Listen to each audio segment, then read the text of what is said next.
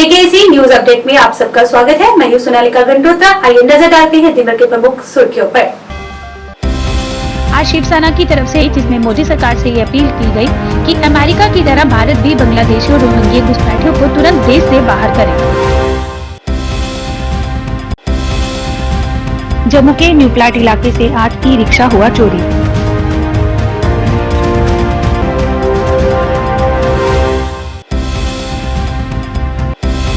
श्री गुरु रविदास जी महाराज सभा बहुपोट में press conference का आयोजन किया गया।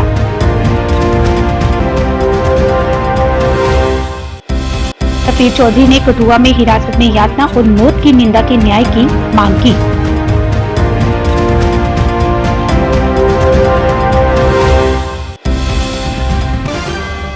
शिवसेना के प्रेसिडेंट मनीष साहनी ने मीडिया से बात करते हुए मोदी सरकार से अवैध बांग्लादेशियों और रोहिंग्यों को अमेरिका की तरह देश से बाहर निकालने का रास्ता दिखाने की मांग की। उन्होंने कहा कि इन सबको बाहर निकाला जाना चाहिए। उन्होंने अपना रोष प्रकट किया और सीमा हैदर की बात भी की। रोहिंग्यों को, अवैध बांग्लादेशियों को, अवैध बांग्लादेशियों को, सीमा हैदर को, अवैध बांग्लादेशियों को, अवैध विदेशियों को, अवैध रोहिंग्यों को, अवैध बांग्ला। ये आज का शिवसेना यूबीटी जम्मू कश्मीर इकाई का जो प्रदर्शन है वो अवैध रूप से जो यहाँ घुसपैठ कर रोहिंग्या रह रहे हैं, बांग्लादेशी रह रहे हैं, विदेशी रह रहे हैं, खास करके शेख हसीना पिछले कई महीनों से भारत के अंदर पनाह लिए बैठी है। सीमा हैदर जो लगभग 2 सालों जो है पाकिस्तानी महिला भारत के अंदर रह रही है। इन तमाम विदेशियों को बाहर का रास्ता दिखाया जाना चाहिए। देखिए, शेख हसीना को हम वहां पर हिंदुओं पर लगातार हमले हो रहे हैं और प्रधानमंत्री यहां पर केंद्र की मोदी सरकार शेख हसीना को पनाह दिए हुए बैठी है। गत दिवस कल भी जो है शेख हसीना के एक लाइव भाषण के दौरान बांग्लादेश के एक जिले के अंदर हिंदुओं पर जो है वो हमले किए गए। हमारे धार्मिक स्थलों को एक बार फिर वहां पर तोड़ा गया। वही जो है सीमा हैदर जो 4 बच्चों के साथ नाजायज रूप से भारत के अंदर आई थी, आज 5 बच्चों की मां बनने वाली है, मगर भारत सरकार द्वारा कोई सख्त कदम नहीं उठाए जा रहे इन अवैध घुसपैठियों को वापस भेजने को लेकर। देखिए कि बीजेपी के लिए अवैध घुसपैठिए बांग्लादेशी रोहिंग्या मानव चुनावी स्टंट बन चुका है। चुनाव खत्म होते ही ये लोग खामोश हो जाते हैं। आज भी इंडो बांग्लादेश के अंदर आपस में 36 का आंकड़ा है, मगर उसके बावजूद 856 किलोमीटर का बॉर्डर ऐसा है जहां पर तारबंदी नहीं है, यानी खुला बॉर्डर है। 2007 के अंदर सरकार ने आंकड़े जारी किए गए थे, देश के अंदर कितने रोहिंग्याज हैं, 1.25 करोड़ रोहिंग्या थे, 1.25 करोड़ बांग्लादेशी थे उस समय यहाँ पर अवैध रूप से। आज जिनकी संख्या लगभग 2 करोड़ के आसपास हो चुकी है। जम्मू कश्मीर जो अति संवेदनशील इलाका है, यहाँ भी लगातार जो है दिन ब दिन बाहरी लोगों की, रोहिंग्यों की तादाद, बांग्लादेशियों की तादाद जो है वो लगातार बढ़ती जा रही है। अगर यहाँ पर गहन छानबीन की जाए तो ये मेरा दावा है कि कश्मीर के अंदर दर्जनों आपको सीमा हैदर वहां पर मिल जाएंगी। हाल ही के अंदर जम्मू कश्मीर पुलिस ने भी महिला तस्करी के कश्मीर के अंदर कई घटनाओं का जो है वो खुलासा किया है। जम्मू के प्रमुख सामाजिक संगठन और सिविल सोसाइटी के द्वारा एक संयुक्त प्रेस कॉन्फ्रेंस की गई। इस कॉन्फ्रेंस में कठुआ घटना पर विचार विमर्श किया गया, जिसमें माखनदीक एक 25 वर्षीय युवा जो बिलावर के रहने वाला था, उसकी जबरदस्ती मौत हुई। ये बताया जा रहा है कि उससे पहले बिलावर के एसएचओ ने झूठे आरोप में गिरफ्तार किया, उस पर अत्याचार किया और कथित रूप से टॉर्चर किया। अभी भी वे बेकसूर युवा इसी तरह निशाना बनाए जा रहे हैं और एक वायरल वीडियो भी उसके मौत का कारण बना। पता चलूं कि आप सबने देखा एक वीडियो वायरल हो रहा है कठुआ से, बिलावर कठुआ से। एक नौजवान जो है वो पुलिस के द्वारा पहले हिरासत में लिया जाता है, उसको इतना अरेस्ट किया जाता है, उसके बाद उसको टॉर्चर किया जाता है और टॉर्चर करके उससे मनवाया जाता है कि भैया आप इस तरीके के बयान दो, और फिर उसके बाद उसको छोड़ा जाता है। वो लड़का जाता है मस्जिद के अंदर कुरान पाक उठा के और सारी चीज़ें जो उस वीडियो के अंदर आपने बता रहा है किस तरीके से उसको मारा गया और किस तरीके से उसको खतरा है कि दोबारा वापस जाने के लिए कि मारेंगे। उस डर की वजह से उसने अपनी जान ले ली। उसके लिए आज की हमने प्रेस कॉन्फ्रेंस रखी और हम आपकी विशाल से कुछ सरकार से कहना चाहते हैं, चाहे वो उमर सरकार हो, चाहे यहाँ की हमारी एलजी प्रशासन हो, क्योंकि उन्हीं के अंडर जो है लॉ इन्फोर्समेंट एजेंसी सारी की सारी आती है और इंक्लूडिंग पुलिस। और हम उनसे ये गुहार लगाना चाहते हैं कि भाई ट्राइबल्स के ऊपर हर साल जनवरी फरवरी के महीने में ही क्यों इस तरीके के जो एपिसोड्स निकल के आते हैं। लास्ट ईयर आपने देखा होगा टोपी पीर बफलियाज के अंदर किस तरीके से एक लॉ एनफोर्समेंट एजेंसीज ने उठा के बच्चों को 3 बच्चों को जो है इतना टॉर्चर किया कि वो बेचारे अपनी जान गंवा बैठे। उसके ऊपर हमें रोदात करनी पड़ी, रोडों पर निकलना पड़ा, इतनी सारी चीजें करनी पड़ी। और इस साल जो है कठुआ में तो ये क्या साबित करना चाहते हैं कि भाई किस तरीके से जो है ट्राइबल्स के ऊपर ये खासकर हमला जो है क्यों किया जाता है, ट्राइबल्स बच्चों को परेशान क्यों किया जाता है।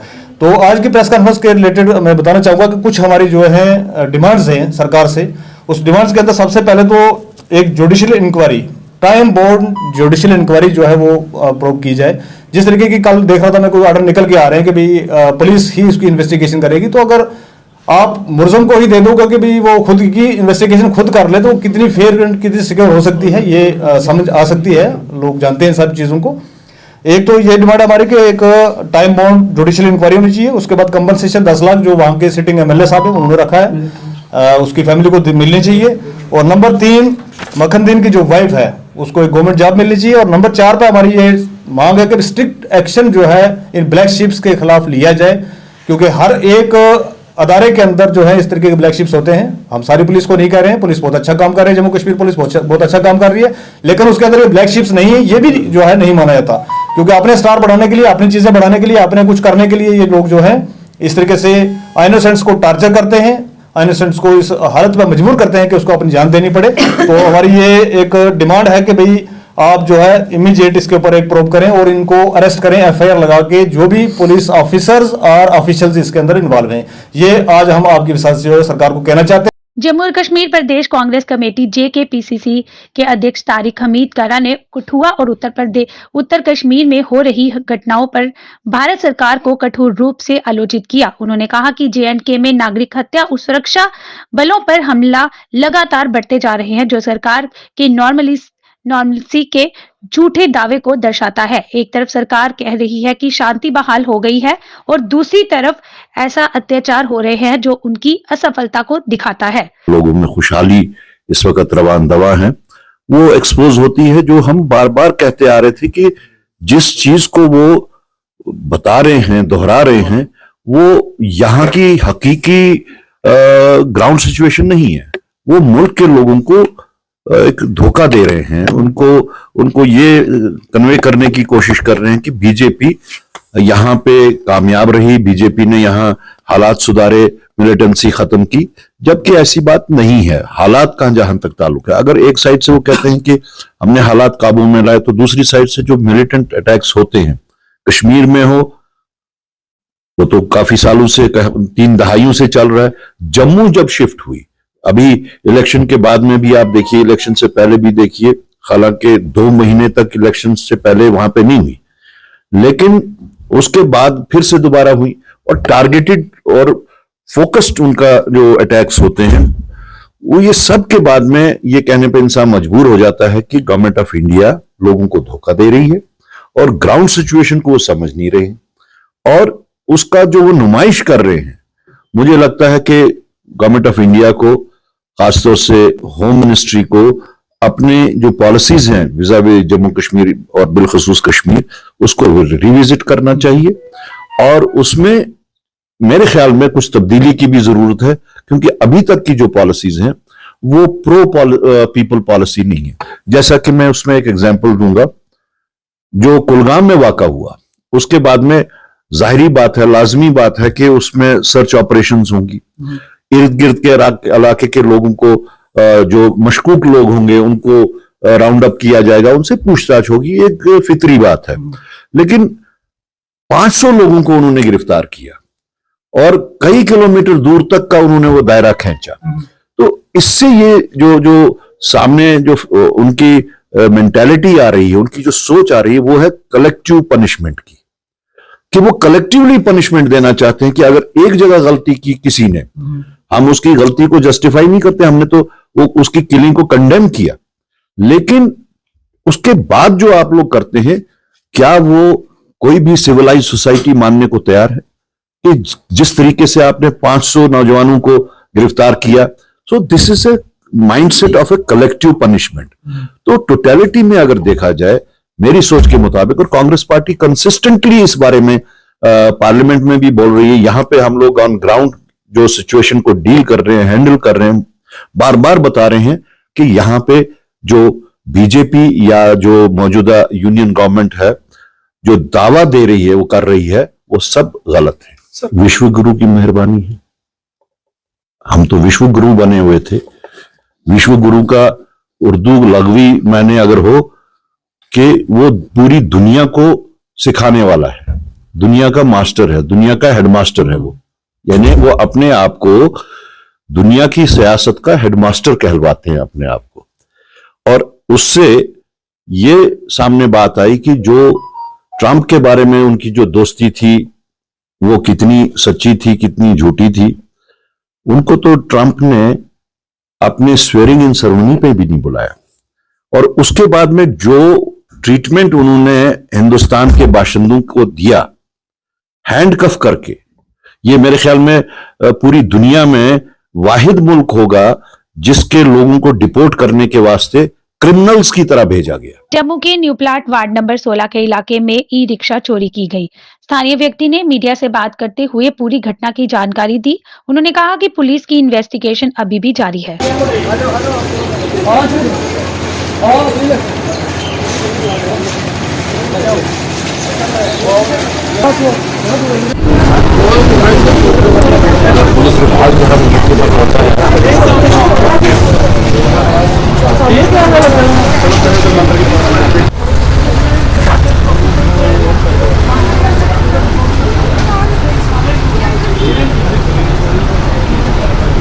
हाँ, मैं जब 5 बजे उठा ना, देखो ऑटो नहीं है। कौन सा ऑटो था? रिक्शा, ई रिक्शा रिजस का। आपका है ये? मेरा है। कब हुई चोरी? हाँ, कब हुई? रात को ही। तो अब पुलिस आई थी? हाँ, नहीं पुलिस नहीं, आम गए थे चौक पे। हाँ, अभी पुलिस आई थी। हाँ, अभी कर ली है? कर दी है। मेरा नाम अजय कुमार है, मैं न्यू प्लाट रहता हूँ, 6 नंबर गली में, वार्ड नंबर 16, ठीक है। और हमारे घर के बाहर ई रिक्शा लगा था। वो सुबह जब हमारे चाचा जी उठे, देखा तो ई रिक्शा नहीं था, और साथ में मेरी भी गाड़ी लगी है इधर, मेरी तो इधर ही थी, उनका नहीं था, ठीक है। तो ये सुबह रात को कोई 2:30 बजे के बीच, 3 बजे के बीच में हुआ ये काम। सीसीटीवी कैमरा तो कैमरा देखा तो कैमरे में थोड़े 2-3 लड़के आ रहे हैं जिसमें, पर इतना महसूस नहीं, पता नहीं चल रहा है, पता नहीं चल रहा भाई कौन लड़के हैं ये। अब पुलिस आई थी? अभी पुलिस आए हैं, उन्होंने छानबीन कर रहे हैं, कोई बात नहीं, वो देख रहे हैं, फोटोस देख रहे हैं, तो अभी जा रहे हैं, वो देख रहे हैं अभी। किस तरह से चोरियों के दिन ब दिन मामले बढ़ रहे हैं? ये चोरी हो रही है ना, ये तो बहुत गलत बात है। कोई गरीब है, कोई अमीर है, फिर भी टेंशन तो टेंशन ही है। अमीर को भी टेंशन है तो गरीब को भी टेंशन है। कब निकाला था ये ऑटो? ये सर हो गया, अभी 2 साल होने वाले हैं। अभी केस भी नहीं खत्म हुआ है इनका। चोरी हो रहा है। इस रमेश कुमार जी जो एक पेशे से ऑटो ड्राइवर थे, ऑटो से अपनी रोजी रोटी चलाते थे, और रात को चोरों ने इनको नहीं बख्शा। वो इनका ऑटो ई रिक्शा था, वो बेचारे लेकर चले गए रात के कोई 2:30 बजे, जो सीसी कैमरे पे थोड़ा सा नजर आया। लेकिन यही इसी पर ये रोजी रोटी का गुजारा करते थे। इस बेचारे का ऑटो लेता। मैं पिछली प्रशासन और आला कुमार से यही कहना चाहता हूँ कि जल्दी से जल्दी पुलिस चोरी पर अंकुश लगाया जाए, ताकि आम जनमानस जो समय त्राही पित्राही कर रहा है उसको थोड़ी सी राहत मिले। और खासकर DIG और SP साहब से यही कहता हूँ, हर जगह पर कैमरे इंस्टॉल किए जाए। आज के अंत में बस इतना ही। कल फिर से मिलेंगे, तब तक दीजिए इजाजत। नमस्कार।